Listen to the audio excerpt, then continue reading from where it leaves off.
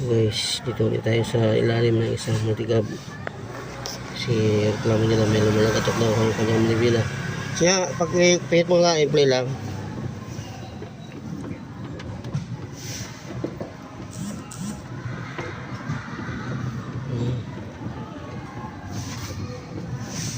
Ito, ano yung center post daw.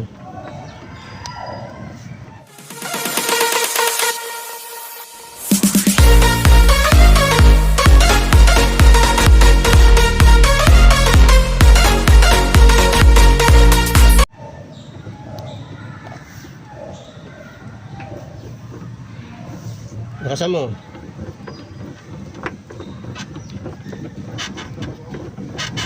Okay. Teka na.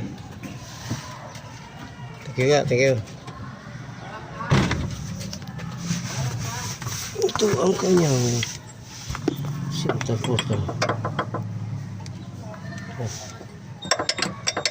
Yan ang kanyang bushing. Ngayon, ang gagawin natin dyan ay imbis na bushing, palitan na lang natin ang bearing yan para maganda, matibay.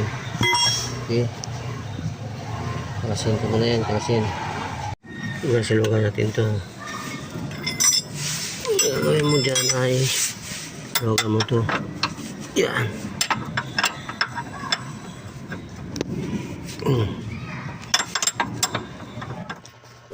Kung nagustuhan niyo po ang video ko ito ay huwag kalimutan paki-subscribe, like and share lang po para updated po kayo sa aking mga video.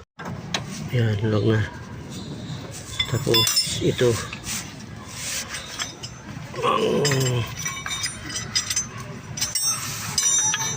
guys, so yan, so ito. Tapos ito yan, nalogan ko na rin yan. Pagkatapos tanggalin, pag natanggal ito yan, tatanggal ito.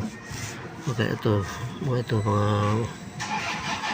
ball joint na yan, third end, ito mahugot na yan, mababa na yan. Saka natin matanggal to ang kanyang center post.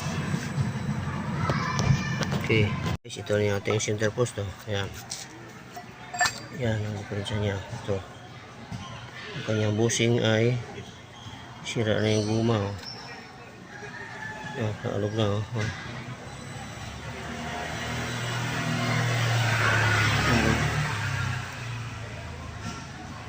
Yan. Kaya yan ang sabi nila na lumalagatok. Kasi malog na siya. O yan. Itataas ko na. Kahit kamay lang. Yan.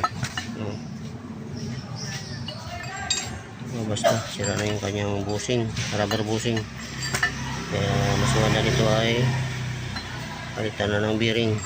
Okay, ang pagpalit ng bearing yan guys ay simple lang din. Dali mo lang yan sa machine shop, tapos bilhan mo ng bearing, tapos tapyasan nila dito yan na magkasya ang bearing. Kasi yan, lalakyan nila na konti yan para magkasya ang bearing na 6904. Yan.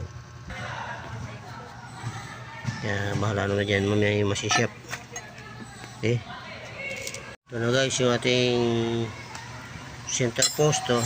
Yan, imbis na bushing, yung ginawa ko na lang ay pinalagyan ko ng bearing. Yan yung bearing niya ay Japan po yan, Japan po yun. Ito naman niya 6904 2RS. Yan ang number niya ng bearing. Pagka gusto nyo gumawa ng ganyan, 6904 2RS Puyo, Japan. Yan ang ilagay. Yan po ang size ng bearing natin nabili. Yan yung Puyo, yan original 6904 ang kanyang number. Ayan guys, para matibay sa bushing lang, kasi ang bushing dali lang masira. Ayan, tibay na ito. Okay.